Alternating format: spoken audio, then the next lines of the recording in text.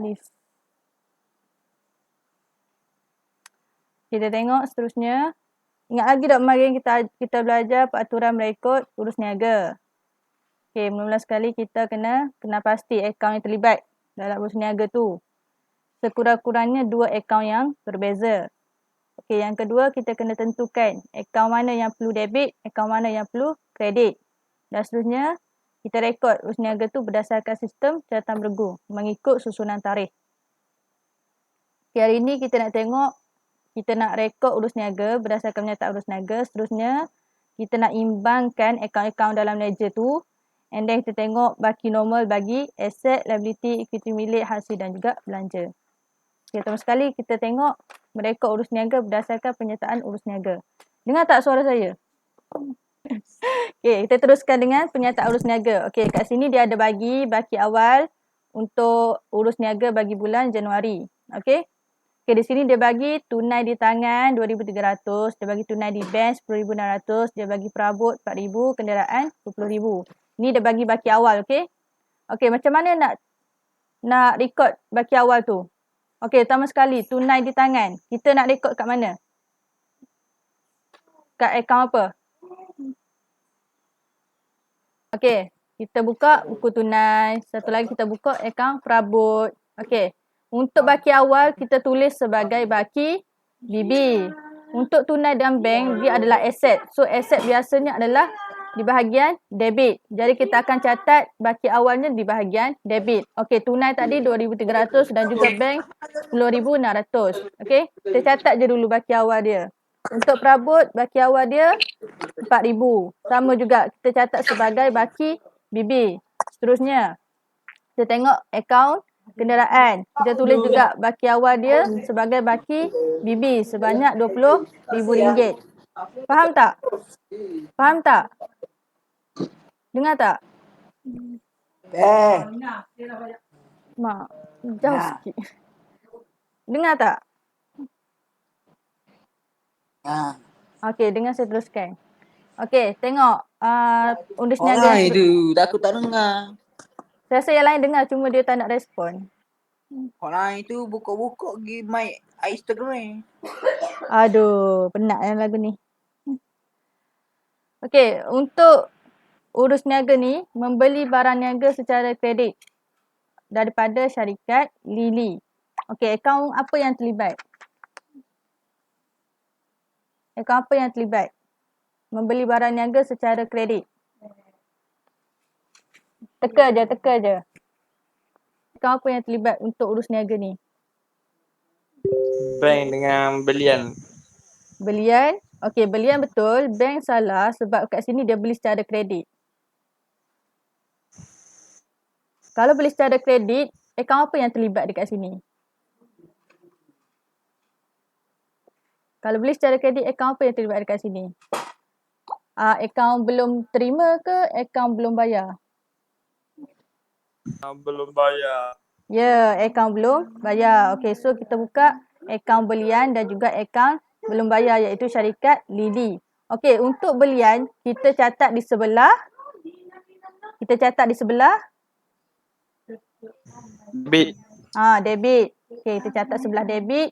Dia punya butirannya adalah ABB ataupun akaun belum bayar. Okey, untuk akaun belum bayar pula kita catat di sebelah Kredit. okey, kita catat di sebelah kredit. Dia punya butirannya adalah belian. Okey, kita tengok seterusnya. Menjual barang secara kredit kepada kedai jabar. Okey, akaun apa yang terlibat dekat sini? Akaun apa yang terlibat? Jual. Akaun apa yang terlibat? Akaun jualan. Okey, akaun jualan. Okey, bila kita Akaun jualan. akaun jualan. Okey, bila kita jual, kita ada akaun belum bayar ke akaun belum terima? Akaun belum bayar. Ya ke? Akaun belum bayar tu siapa sebenarnya? Akaun belum bayar ni pemiutang ke penghutang? Penghutang. Tak, penghutang tu akaun belum terima. Jadinya dekat sini akaun yang terlibat adalah akaun jualan dan juga akaun belum terima. Okey, kita buka lah dua akaun. Akaun jualan dan juga akaun belum terima. Okey, akaun jualan kita catat di sebelah. Akaun jualan kita catat di sebelah. Cepat Azri. Cepat Azri, akaun jualan catat sebelah mana? Okey, akaun jualan kita akan catat di sebelah kredit. Okey, butirannya adalah akaun belum terima. Maksudnya butiran dia ni adalah kita tulis nama akaun lawan dia. Okey, samalah juga dengan akaun belum terima, kita catat di sebelah debit. Butirannya, akaun lawannya adalah jualan. Okey, seterusnya. Membayar sewa dengan cek. Okey, membayar sewa dengan cek. So, cek ni adalah bank. Bila melibatkan tunai dan bank, kita akan rekod dalam buku tunai. Okey, membayar sewa dengan cek. Maksudnya cek ni berkurang, aset kita ni berkurang. Jadi bila aset berkurang, kita akan catat di sebelah kredit. Okey, pertama sekali, akaun yang terlibat dekat sini apa dia? Membayar sewa dengan cek. Cek tu bank, okey. Bank, satu, bank. Satu lagi akaun apa yang terlibat? Satu lagi akaun apa yang terlibat? Selain daripada bank kat sini. Siapa-siapa tolong jawab.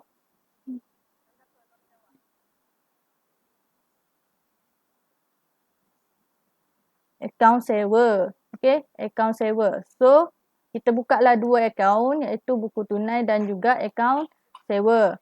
Jadi buku tunai tadi macam saya bagi tahu dia bank. Bank ni berkurang. Berkurang kita akan catat di sebelah kredit. Jadi kita catatlah di sebelah kredit. Butirannya adalah sewa sebab akaun lawannya adalah sewa. Jadi untuk akaun sewa, dia belanja. Belanja di sini adalah bertambah. Bila belanja bertambah, kita akan catat di sebelah debit. Okey, kita catat di sebelah debit. Butirannya adalah bank sebab akaun lawannya adalah bank. Okey, tengok seterusnya. Menghantar nota kredit kepada kedai jabar kerana memulangkan barang rosak. Okey, nota kredit ni function dia adalah untuk kita bagi tahu ataupun sebagai satu dokumen untuk beritahu kita nak pulangkan barang rosak ataupun penghutang tu nak pulangkan barang rosak pada kita.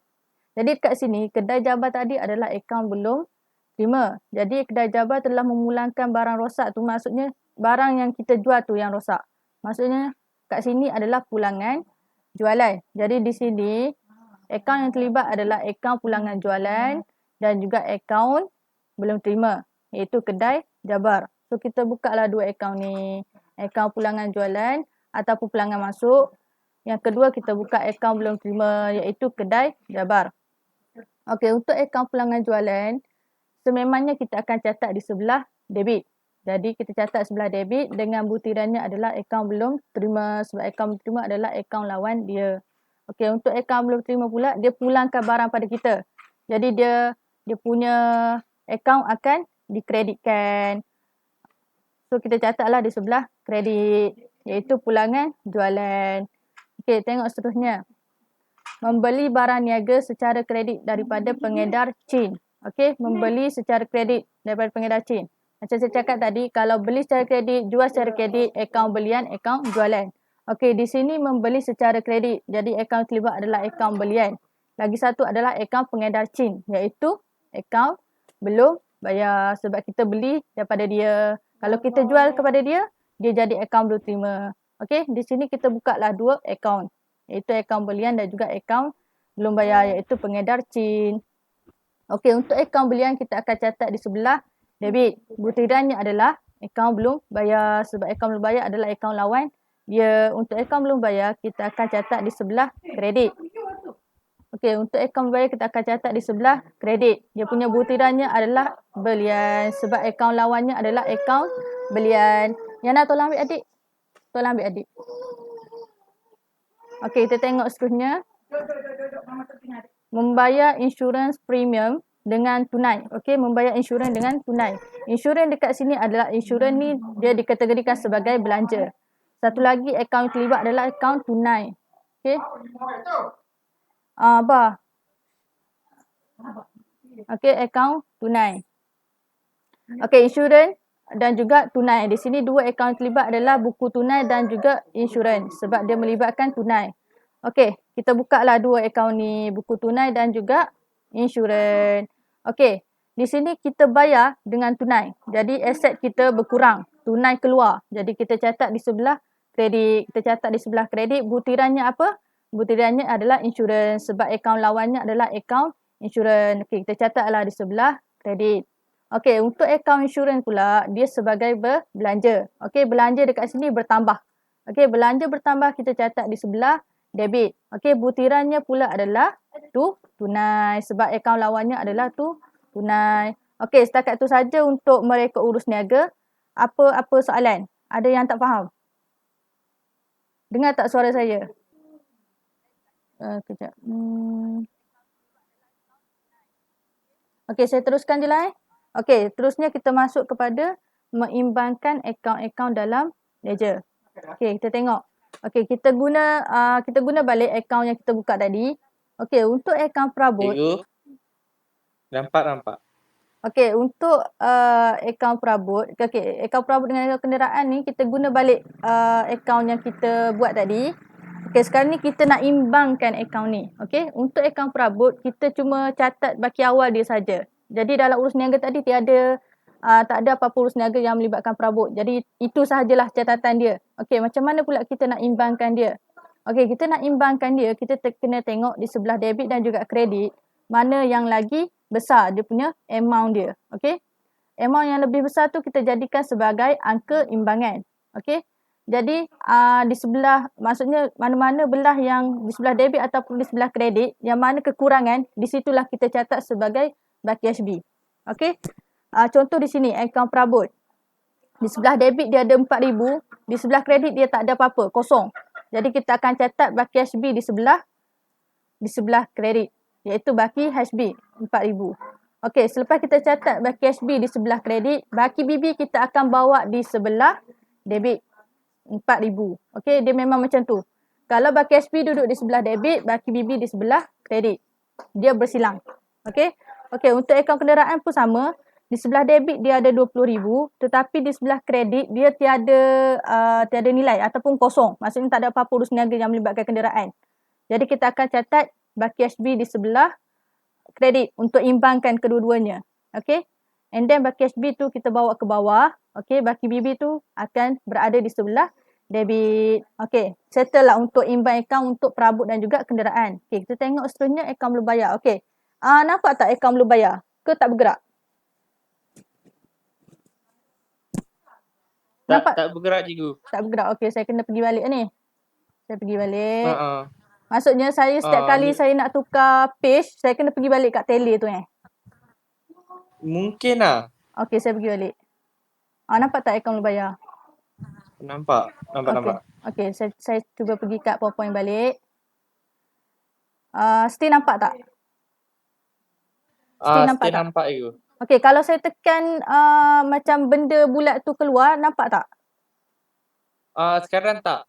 Saya tak tekan lagi. Yang sebelum ni. Sebelum ni tak cikgu. Sebelum ni tak bergerak juga yang bulat tu. Aduh, macam mana? Tak apalah, saya terangkan je dulu. And then kalau saya punya record tu tak ada masalah, saya akan share dalam grup Okey. Okey.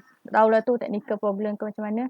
Okey, untuk akaun belum bayar pula. Okey, akaun belum bayar kat sini dia ada satu je catatan, iaitu di sebelah kredit, iaitu belian. Jadi di sebelah debitnya tiada catatan, kosong. Jadi sebelah kredit 1740, tapi di sebelah debitnya tiada catatan. Jadi kita akan catat di sebelah debit angka imbangnya, baki HB. Ya, kita kena imbangkan kedua-dua belah. Okey, kita kena sama. Kalau sebelah debit 1740, sebelah kredit pun 1740. Sebab itulah kita kena catat baki HB di sebelah debit. Sebab di sebelah kredit dia ada 1740, tapi sebelah kredit tak ada. Jadi kita kena catat di sebelah debit 1740. And then baki HB tu kita bawa ke bawah. Daripada debit kita bawa ke bawah pergi kepada kredit. Okey, kita catat di kredit. Catat salin balik, cumanya tukar kepada baki BB. Okey. Untuk akaun jualan pun sama. Okey, akaun jualan ni ada satu je catatan dia, iaitu ABT.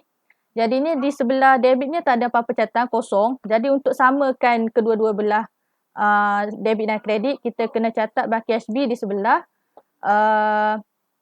debit. And then baki BB kita bawa ke bawah, kita catat di sebelah kredit. Okay. Seterusnya, kejap.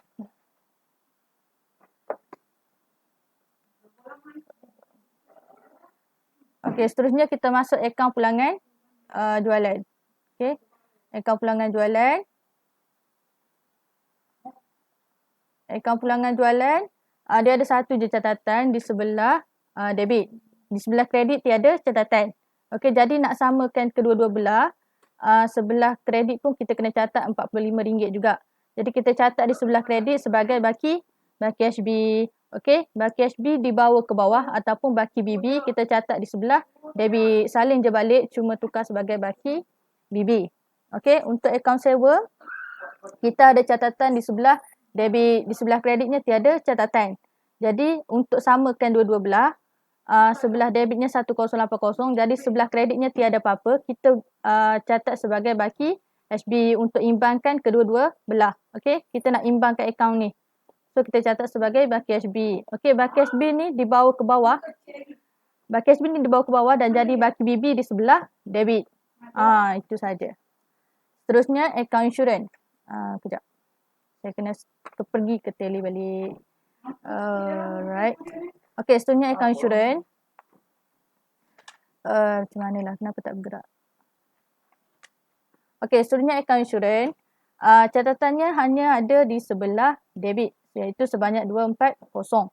Jadi kita nak imbangkan kedua-dua belah, kita kena catat juga di sebelah kredit. Okay, sebelah kredit tu kita catat sebagai baki HB.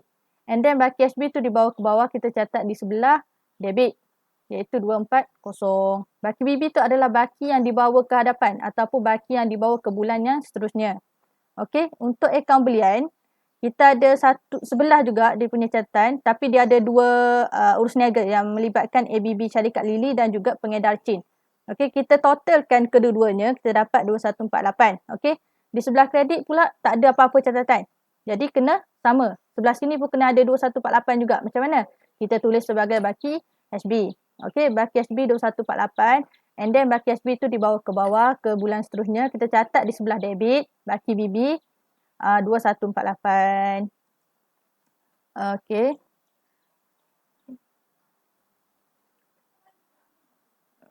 Okey. Okey, seterusnya akaun belum bayar. Right. Okey, seterusnya akaun belum bayar pengedar Chin. Okey, pengedar Chin. Okey, dia ada satu catatan je di sini di sebelah kredit. Okey, di sebelah debit tak ada apa-apa. Di sebelah kreditnya ada 408, di sebelah debitnya tiada apa-apa. Jadi kita kena imbangkan. Bila kita imbangkan, jadi di sebelah debit kita kena tulis 408 juga. Tapi 408 tu apa dia? 408 tu adalah baki HB. Baki HB ni kita tulis dia punya tarikh adalah hujung bulan. Okey, hujung bulan. Tulislah baki HB 408 and then baki HB dibawa ke bawah ataupun dibawa ke bulan seterusnya. Kita catat bulan yang baru. Okey, contoh dekat sini baki HB ni adalah Januari 31. Baki BB kita catat Februari 1. Okey, baki BB dibawa balik ke sebelah kredit. Okey, 408. Okey, seterusnya buku tunai. Okey, buku tunai awak kena jumlahkan untuk kedua-dua lajur, tunai dan juga bank. Okey, kena tunai dan bank adalah akaun yang berasingan tetapi disekalikan dalam buku tunai. Tetapi untuk lajur tunai, awak kena imbang untuk lajur tunai sahaja. Untuk lajur bank, awak kena imbang untuk lajur bank sahaja. Okey. Okey, untuk tunai, tunai sebelah debitnya lebih besar daripada sebelah kredit. Maksudnya kat sini, sebelah kreditnya adalah kekurangan. Okey, yang kekurangan itulah yang kita kena tulis sebagai baki HB. Untuk kita samakan dia. Okey, macam saya cakap tadi, awak tengok di sebelah debit dan kredit. Okay, masa saya cakap tadi, awak kena tengok sebelah debit dan kredit, mana yang lagi besar. Okey, angka yang besar tu awak jadikan sebagai angka imbangan. Okey, angka and then di sebelah kredit ni pula dia kekurangan. Okey, di sebelah debitnya 2,300 tetapi di sebelah kreditnya 240 sahaja. Jadi kita catat angka imbang ni sebagai 2,300. Dia kurang berapa lagi? Yang kurang berapa lagi tu adalah baki HB. Untuk bank sama juga. Untuk bank dia punya nilai lebih besar di sebelah debit daripada kredit. Kreditnya hanyalah 1080 manakala debitnya 10,600. Kita ambil total yang paling besar untuk total jumlah keseluruhan. Jadi untuk kita imbangkan kedua-dua belah pihak, untuk bank ni kita perlukan berapa lagi untuk cukupkan 10,600. Okey. Kat sini kita tengok baki HB untuk tunai 2096. Maksudnya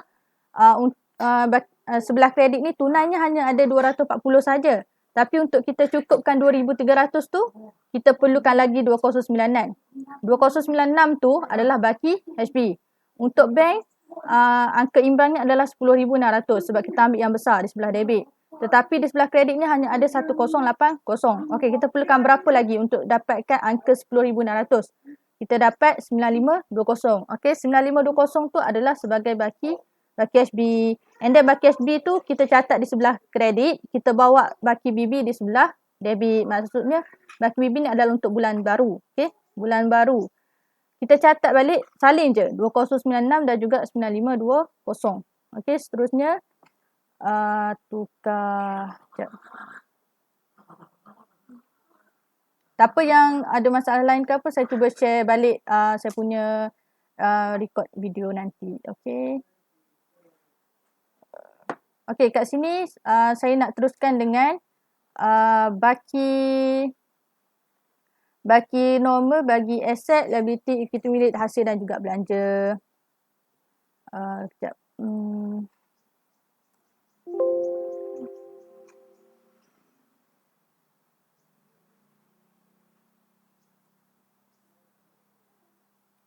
Okey, nampak kan? Okey.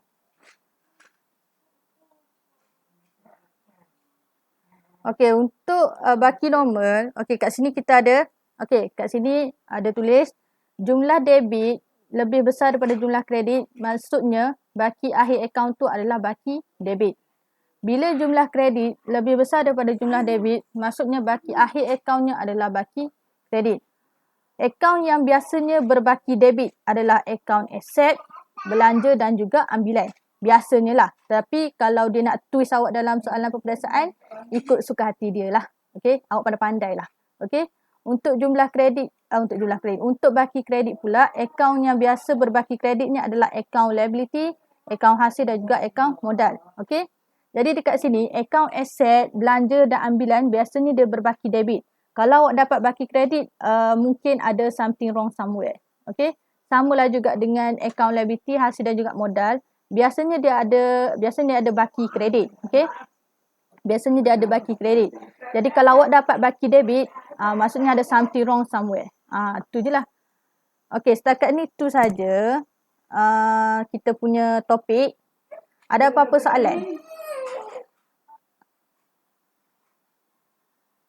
Itu saja kita punya topik untuk hari ini sebab saya nak buat panjang tapi awak tak boleh interact dengan saya sebab masalah skrin